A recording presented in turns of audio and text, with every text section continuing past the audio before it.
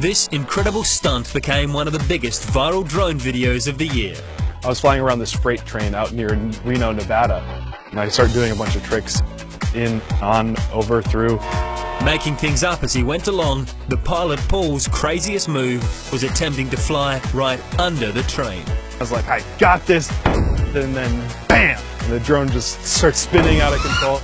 But he kept it in the air. At that point I was like, okay, I made that, now what can I do? 1, 2, 3, jump!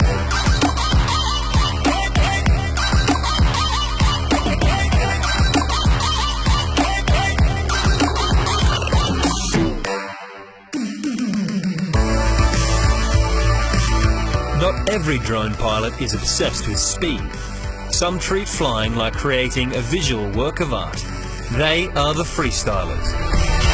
Freestyle has this awesome sense of adventure for someone that's never seen it before.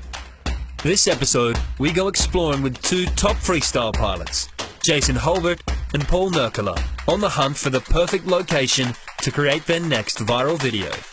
That's the tunnel we're looking for. So on the other side of this tunnel is the Adobe Falls. It's just this beautiful set of waterfalls that are covered in graffiti.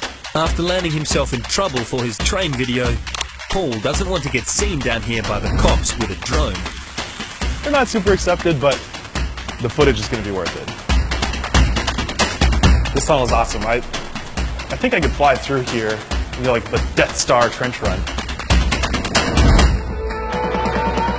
Over the past few years, Paul has been honing his freestyling skills in scenic spots around the world. Freestyle is about flow, and we call flow just like this continuation of tricks. It's taking one moment and just kind of stretching it across the entire flight. It's like having a song. You don't stop and start a song in the middle of it. It's how do you bring that whole, you know, symphony together.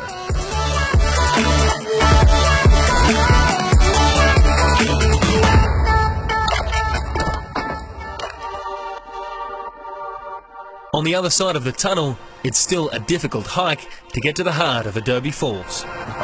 You can usually find a cool spot that you could drive to or you know, just walk a few feet for, but if you have to hike for a while and get to the top of that mountain to where like you put your body in a place that no one's ever seen from that perspective, that's when you get these epic, just awesome, unique perspectives over what's going on in the world around you. These things are just so crazy. So far, this spot looks very promising for a drone flight. I want to kind of just showing those off from just a unique perspective. I hate hiking with a big backpack like this. After a long trek, Adobe Falls comes into view. Dang, this opened up a lot. I mean, like, all these colors are going to look awesome. Years of tagging and graffiti have made the falls a hidden gem. I want to be able to go all the way up that way and all the way down that way. That's freestyle spot right there. But the best locations aren't always the easiest to fly. If I crash from anything over like 10 feet, it's either going to land in the water or land on rocks. Neither of those are very good for expensive flying toys.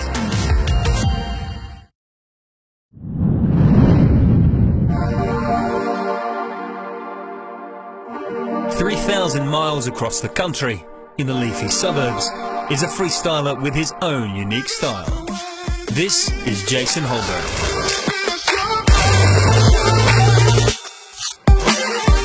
Jason learned his skills practicing in his parents' backyard. His videos are crafted very carefully. Everything from the music to the editing forms a seamless work of art, paying homage to his love of flying. The only way to explain it is like you feel like you're Superman. You are diving down the side of a building looking for someone to save. It's quite amazing. Jason's on the search for an unusual location to fly next. So I've done a little bit of searching around on Google Maps and Google Earth to try to come across a new spot. Hidden between the trees on the banks of the Hudson River is the ruins of an old castle. It's definitely a hard spot to fly because of all the concrete. That makes it difficult, but also makes it really exciting because there's a sense of loss if you break a quad here. There's these really cool rock gaps here, and they're all along there where old windows used to be. It'll be interesting to fly through those. It's a really good place for, I think, a cinematic video for me. Jason funds his freestyle hobby by creating custom drones for clients. It's super cool and interesting to be able to design something, build it with your hands, and see it fly and defy all like the laws of gravity. I might be able to sit down and finish one from start to finish in about 4 hours. And this means he can stock up on all the best gear. So I've got the Crossbones from Quadristeria. It's a great 5-inch frame. It's a good cross between racing and also freestyle. Great for both.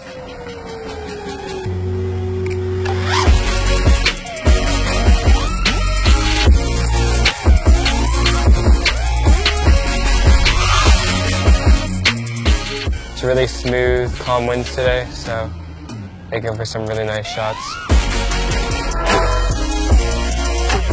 It's really exhilarating to fly this fast through some of these cracks. It makes it enjoyable, it's immersive.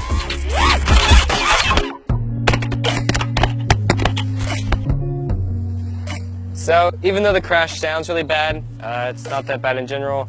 Bent prop here, you can pretty much just bend that back into place. Camera angle fell down, but crashes don't really harm it that much. Overall, a really good spot here, so I'm happy with the footage I got. And back in San Diego, freestyler Paul is warming up for the big flight.